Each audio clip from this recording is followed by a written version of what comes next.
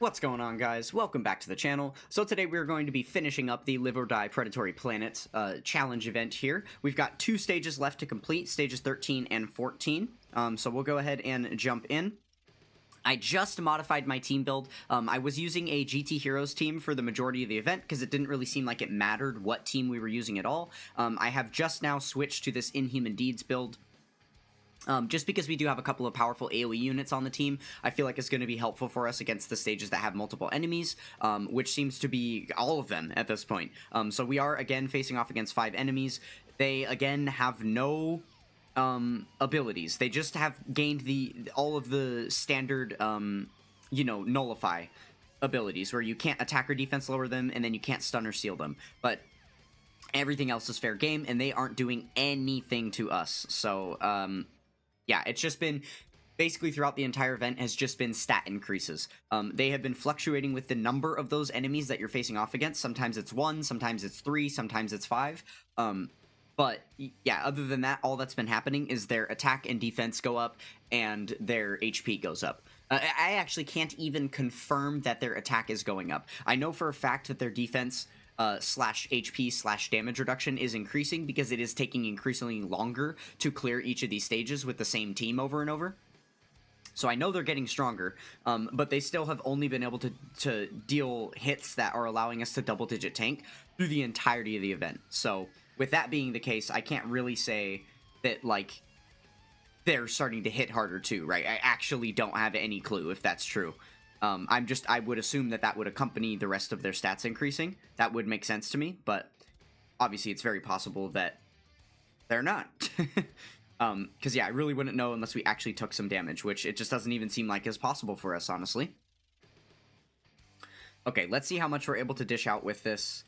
Obviously, we're not on, like, a full leader skill, because I don't have Omega myself, so in order to create this team build, I did want to be able to use Omega as the friend lead, so that's why I opted to do the build that I did, but that means we only have a 170 lead on our side.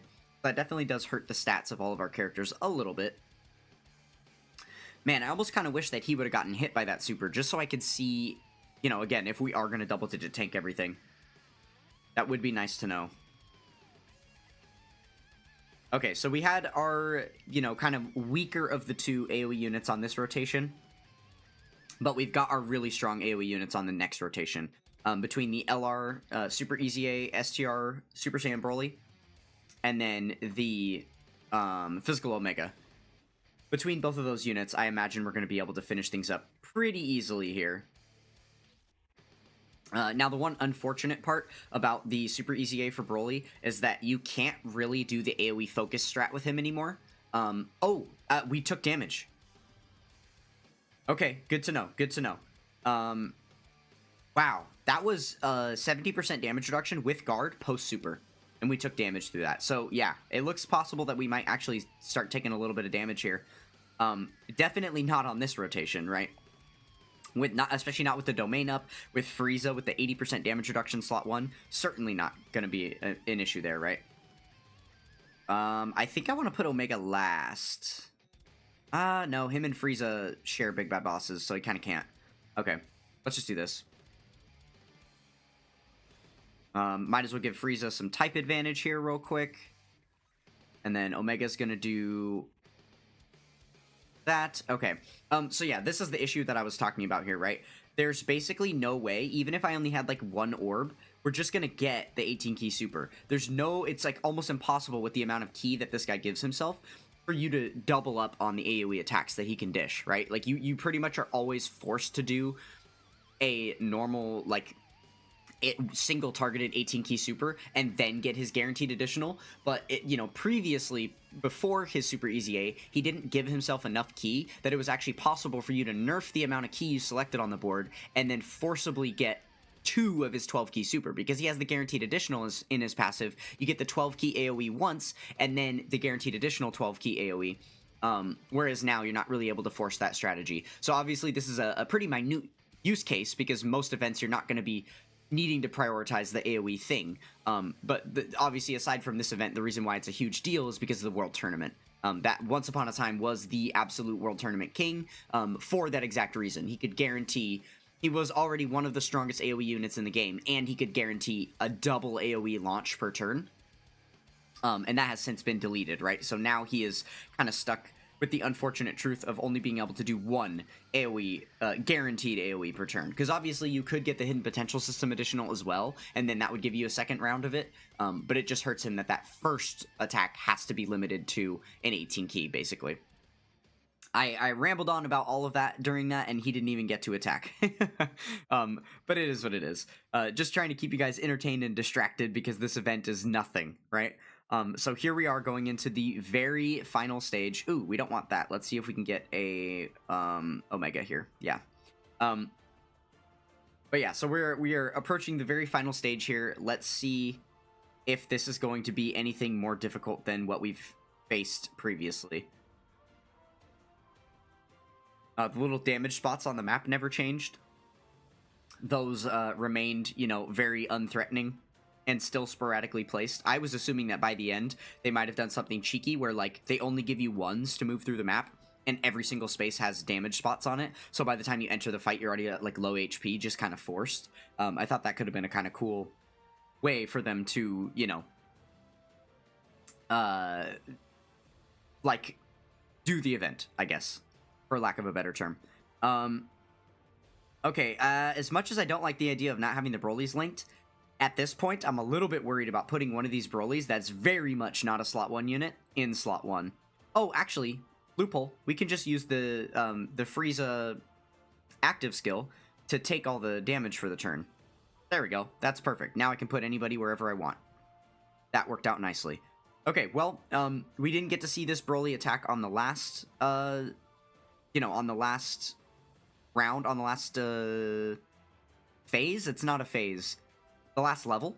But yeah, we're gonna get to see him rock really hard right here. With all of the enemies at 100% HP, we're gonna get to see his full potential, how much damage he's capable of doing in the very final stage of this event. So, very fitting stuff. He does have a little bit of support up from the other Broly being there and selecting orbs and stuff, so that's nice. Unfortunately, he doesn't have very many links active, though, is one thing that is kind of hurting him quite a bit, right? So yeah, as you can see there, we did a lot of damage to the one enemy that he had type advantage against because we did the 18 key to him. But yeah, just a little bit unfortunate that we can't get, like, the double AoE across the entire field, because all of these guys would have considerably less HP if we were able to do that, right? Like, overall for the turn, we would have dealt more damage if that first attack had been an AoE to the entire team instead of just a stronger single-targeted attack to the one enemy, right? Alright, well, there we go. A couple of super attacks taken out of the way. Not to have to worry about, which is nice. Frieza tanking everything nicely, as expected. Okay, and I suppose this is actually an AoE attack as well, so we're going to get a little bit more damage on everybody. Definitely looking decent here. Let's see what our final rotation is looking like. Nice, the triple super triple crit turn is helping as well. He is critting against most of these guys, which is really nice. Okay, yeah, so what I was worried about was having the Grade 8 Vegeta and the Full Power Frieza in the same rotation, because both of them are really desperate for slot 1. But here it looks like we're going to be fine anyway. Okay, we could activate... Yeah, let's go ahead and activate the domain real quick. Might as well get any and all power out there that we can. Perfect. Okay, and then we can keep Vegeta in slot 1. We're probably not going to KO with Vegeta. I don't think so. I think the tech enemy still has too much life left for that to be the case. So probably what we're going to end up doing here is we'll do the AoE with Vegeta. Maybe, he's definitely going to kill the AGL unit. He might KO the other two, but he probably won't KO the tech one. So we're going to need to wait for Omega to attack for that to be a thing. He is looking a little bit better than before, right? He is fully, like, juiced up because of getting hit in slot 1 and stuff. So maybe that would have helped. Yeah, I guess he was able to tank. You know, getting the crit on that one, too, definitely did help. He was only at like a 17 million attack stat the last time we used him, but that time he was up to 25, so definitely performed a little bit better there. Maybe we just didn't have the domain active last time or something. Alright, well, that is it. Wow. Yeah, that's really it. Huh? We're done? We did just get a really cool title for finishing that, if I remember correctly. That wasn't just like a generic title, that was actually a unique one. Let's see. Yep, that's the one that we just got. Okay, so yeah, especially when they very first announced that this event was going to be a thing, and they showed us the little event details, and then highlighted this title in there, which looks really cool, by the way. Definitely loving this title. We're going to keep that one set for a bit. Yeah, I thought for sure that this event was going to be like a really hard, challenging challenge content event, right? I mean, like, let's take a look at all the other unique titles. I mean, this one, I guess, was just from like an April Fool's event. That was kind of nothing. Oh, maybe that one was too. But like, this was from a really hard event during GDC. The Million Arena was a really, really tough event. The Unrivaled Assassin, I don't remember which one that was from, but it was something during the Mercenary Tau event. I think it would have been a harder challenge content. Yeah, obviously all the Festival of Battles ones. Yeah, like a lot of these have been from real challenging content fights. And like this was from the Heroine Battle stages. Yeah, Divine Wrath and Mortal Will. Pride of the Spirit of, or Fighting Spirit of the Saiyans and Pride of the Wicked Bloodline.